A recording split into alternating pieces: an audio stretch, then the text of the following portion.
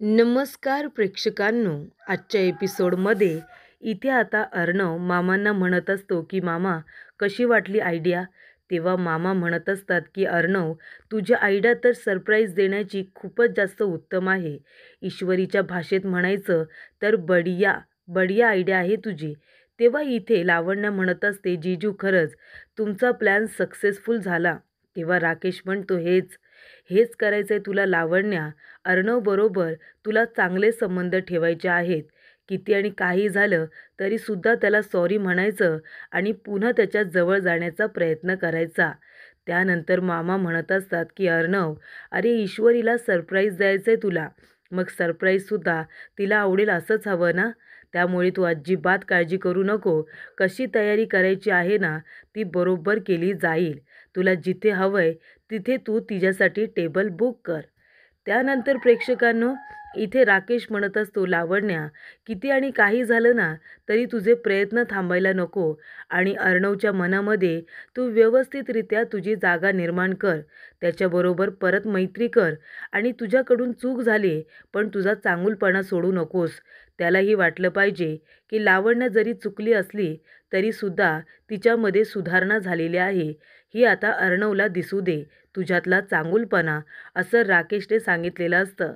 तेव्हा लावण्या म्हणते, जीजू आता तुम्ही बघाच मी काय करते ते. ARच्या मनामध्ये जागा निर्माण करते आणि त्याचबरोबर त्यांची ट्रीटसुद्धा खराब करते. आणि तेव्हा प्रेक्षकांनो, इथे आता राकेशच्या सांगण्यावरून लावण्या पुन्हा एकदा अर्णव ईश्वरीची ट्रीट खराब करणार असते. तर इथे मामा म्हणत असतात की अर्णव, बरं ठीक आहे, तुला हवंय तिथे मी आता बुकिंग करतो हा. तेव्हा इथे लावण्य येत त्यांनी म्हणत असते, कसलं बुकिंग करताय तुम्ही, काय बोलणं चाललंय. तेवढ्यातच अर्णव आणि मामा दोघेही गप्प बसतात. तेव्हा लावण्य म्हणते, सॉरी, ते मी मध्येच येऊन बोलले. तसंही मी घरीच चालले होते, तुमचे शब्द कानावरती पडले म्हणून मी विचारलं, कोणी कुठे बाहेर चाललंय का. तेव्हा लावण्य म्हणते, नाही ठीक आहे, सांगायचं नसेल तर काही हरकत नाही. तेव्हा मामा म्हणतात, नाही गं, असं काही नाही आहे. इथे अर्णव ईश्वरीला ट्रीट देतोय ना, तर कुठल्या हॉटेलमध्ये जायचं, कुठे बुकिंग करायचं त्याबद्दलच आम्ही बोलत होतो. तेव्हा लावण्य म्हणते, यार तुझी जर काही हरकत नसेल तर मी तुझ्यासाठी बुकिंग करू का. 5 स्टार हॉटेलमध्ये तुझ्यासाठी एक टेबल रिझर्व ठेवायला सांगते आणि तिथे म्युझिशियन वगैरे मी बोलावते. प्लीज मला एवढं तरी करू दे ना. जर मी हे सगळं तुझ्यासाठी आणि ईश्वरीसाठी केलं तर मलासुद्धा बरं वाटेल. तेव्हा मामा म्हणतात की लावण्या, त्या नवरा बायकोमध्ये आपण कशाला पडायचं ना.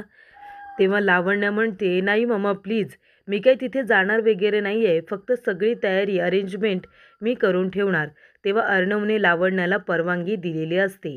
त्यानंतर प्रेक्षकांनो, ईश्वरी म्हणत असते की आधी तर मी सरांना म्हणाले, गाडीवरचा चायनीज खूपच छान लागतो ते. असं तर मीच सरांना म्हणत होते, ठेल्यावरचा चायनीज चांगला लागतो. मग आता 5 स्टारमध्ये जायला तयार झाले तर सरांना आश्चर्य वाटणार नाही का.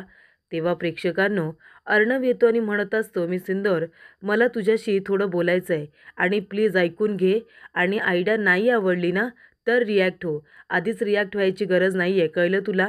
तेव्हा इथे ईश्वरी म्हणत असते, सर त्याआधी मलासुद्धा तुमच्याशी काहीतरी बोलायचं आहे. तेव्हा अर्णव म्हणतो, हे बघ, आधी मी बोलणार कारण मी तुझ्याजवळ इथे टॉपिक सुरू केला आहे. तेव्हा ईश्वरी म्हणते, ते काही असू दे सर, पण बोलणार आधी मीच आणि मी काय सांगते ते ऐका. तेव्हा इथे ईश्वरी म्हणते, सर मी तुमच्याबरोबर आहे ना 5 स्टारमध्ये यायला तयार आहे. 5 स्टारमध्ये जाऊन आपण चायनीज खाऊया, मी तुमच्याबरोबर यायला तयार आहे.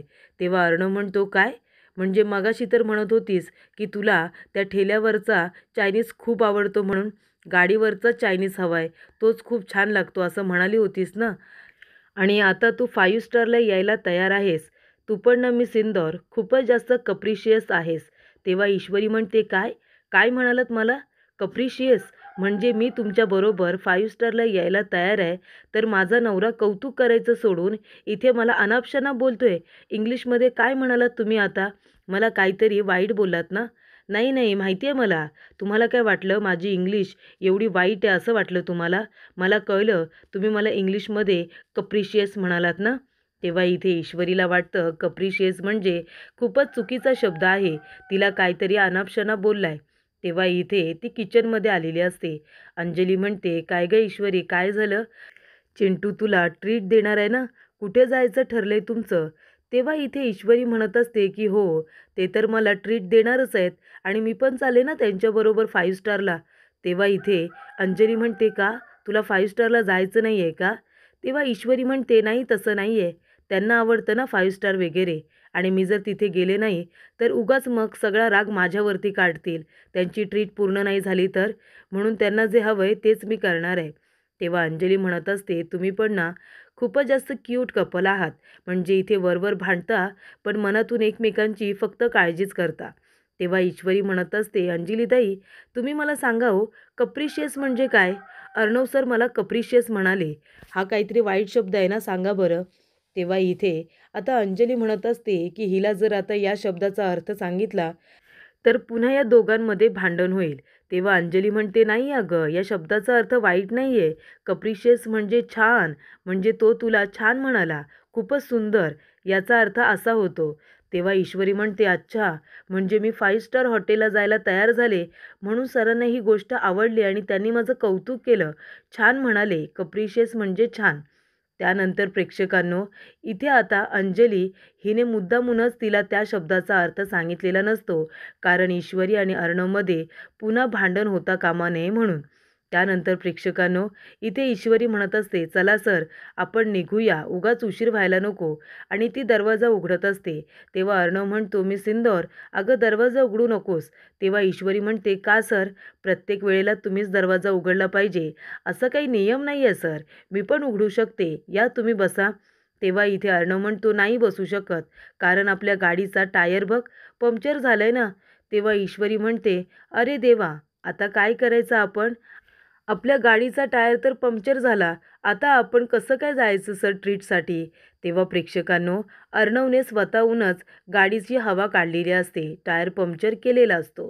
त्यानंतर अर्णव ईश्वरी जायला निघालेले असतात. तेवढ्यातच राकेश लावण्याला फोन करतो आणि म्हणत असतो लावण्य अगं कुठे आहेस तू? तू गाडी घेऊन येणार आहेस ना? तेव्हा लावण्य म्हणते हो जिजू, ही काय मी गाडी घेऊन निघालेच, ते लोक बाहेर आलेत का? तेव्हा राकेश म्हणतो ते दोघेजण तयार होऊन बाहेर येऊन थांबले सुद्धा, तू लवकरात लवकर ये बरं.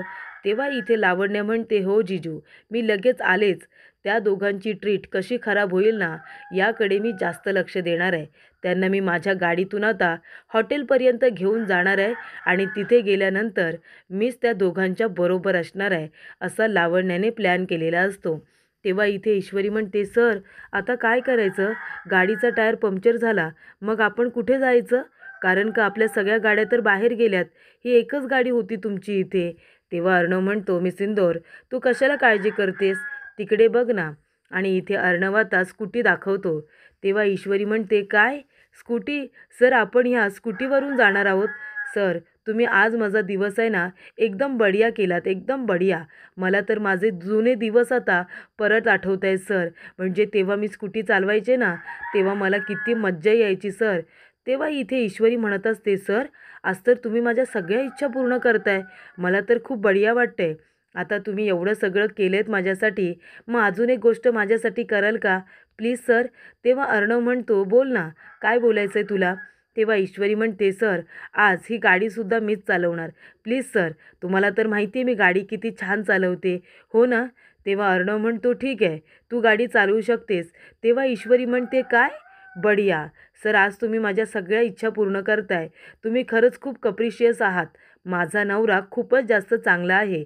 त्यानंतर प्रेक्षकांनो इथे आता अर्णवला आठवतं ईश्वरी कशा पद्धतीने गाडी चालवते आणि अर्णव मनामध्ये म्हणत असतो की मी सिंदोर सारखी सारखी माझा नवरा का म्हणते, आज ती सकाळपासून 5 वेळा माझा नवरा असं म्हणाली. त्यानंतर ईश्वरी आता हेल्मेट वगैरे घालते आणि इथे गाडीवर ती बसलेली असते. तेव्हा अर्णवने ईश्वरीच्या खांद्यावरती हात ठेवलेला असतो. तेव्हा अर्णव म्हणतो मी सिंदोर मी मागे पकडलं होतं पण मी पडेन म्हणून मी तुझ्या इथे खांद्याला पकडलं, सॉरी या मी पुन्हा मागेच पकडतो. तेव्हा ईश्वरी म्हणते नाही सर नको, मागे पकडून तुम्हाला बसता येणार नाही, तुम्ही माझ्या इथे खांद्याला पकडू शकता. त्यानंतर प्रेक्षकांनो अर्णव ईश्वरी आता गाडी न घेता गाडीमधून न जाता इथे स्कूटीवरती गेलेले असतात. तेव्हा प्रेक्षकांनो हे सगळं अर्णवने ईश्वरीसाठी केलेलं असतं. तेवढ्यातच इथे लावण्या घाईघाईने येते आणि म्हणते ए आर कुठे आहे? तेव्हा सगळेजण म्हणतात की अर्णव ईश्वरी बाहेरच होते ना. तेव्हा लावण्या म्हणते, सॉरी पण मी बाहेरूनच आता आली आहे ना, ते दोघेजणं बाहेर नाही आहेत. तेव्हा इथे मामी म्हणत असतात, अगं अर्णव बळजबरीच्या सुनबाईंना घेऊन आता कुठेतरी ट्रीट देण्यासाठी गेलाय, पण तो बाहेरच उभा होता. लावण्या म्हणते, नाही मामी, कुणी नाही आहे तिथे, उलट मीच माझी गाडी घेऊन त्यांना इथे घेण्यासाठी आले होते ना. त्यानंतर प्रेक्षकांनो, इथे आता राकेश म्हणत असतो की लावण्या, अगं ते दोघेजणं बाहेर उभे होते, मला वाटलं तुला भेटतील, कारण ती बिचारी इथे स्वतःची गाडी घेऊन आली आहे अर्णव ईश्वरीला त्या ठिकाणी घेऊन जायला. तेव्हा मामा म्हणतात, पण हिला कसं माहिती किंवा तुम्हाला कसं माहिती की अर्णव ईश्वरीच्या गाडीचा टायर पंक्चर झालाय ते आणि त्यांना गाडीची गरज आहे, हे तुम्हाला कसं माहीत जावई बापू. तेव्हा राकेश म्हणतो, मला मामीने सांगितलं की गाडीचा टायर पंक्चर आहे म्हणून लावण्या घेण्यासाठी येणार आहे म्हणून. तेव्हा प्रेक्षकांनो, इथे आता मामा विचारतात, वल्लरी तुला कोणी सांगितलं गं. तेव्हा वल्लरी म्हणते, मला लावण्याने सांगितलं. तेव्हा प्रेक्षकांनो, मामा म्हणतात की हे बघा, तुम्हाला काळजी करायचं कारण नाही आहे.